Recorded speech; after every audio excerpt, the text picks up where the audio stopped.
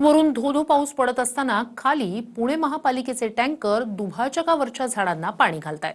आता यावरून सोशल मीडियात पुणे मनपाची कार्यपद्धती टीकेची धनी बनलीय। भलेही कारभार चव्हाट्यावर येऊ दे, मात्र पावसातही ठेकेदारांची बिलं निघू दे, अशी चर्चा यामुळे रंगली आहे। पाहूया।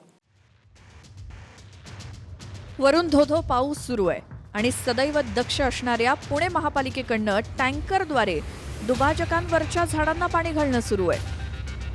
भलेही महापौर बंगल्यातली झाडं कुणी आणि का तोडली याचा पत्ता पुण्याच्या कारभाऱ्यांना नसो, पण झाडांप्रती जागृतीच्या जाहिरातीत पुणे महापालिका कधीच मागे राहत नाही। 2 दिवसांपासून पुण्यात पाऊस सुरू आहे। खड्ड्यांमुळे रस्त्यांवरती तलाव झालेत। दुभाजकांवरच्या झाडांना वरच्या पुलावरनं खाली सोडलेल्या पाईपनंही पाणी जातंय। मात्र कदाचित कंत्राटदाराच्या टँकरच्या फेऱ्या ठरलेल्या असाव्यात, म्हणून भर पावसात झाडांना पाणी घालणारी पुणे महापालिका कदाचित जगातली एकमेव महापालिका असेल।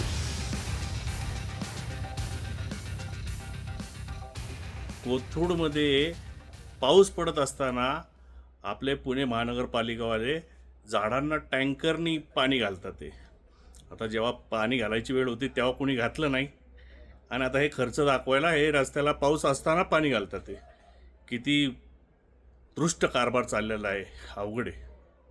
भर पावसामध्ये टँकरनी डिवायडरमधल्या झाडांना पाणी घालणं जे चालू आहे ते अतिशय निषेधार्ह बाब आहे। माझी महापालिका आयुक्तांना विनंती आहे, या प्रकरणाची आपण चौकशी करावी आणि दोषींवरती आपण कारवाई करावी। एकीकडं पुणे शहराला दिवसाड पाणी पुरवठा होतोय, टँकरची प्रतीक्षा करावी लागते, आणि आज पुणे शहरामध्ये भर पावसामध्ये टँकरनी ह्या ठिकाणी झाडांना पाणी घातलं जाते। नक्की हा कारभार कुणासाठी आहे?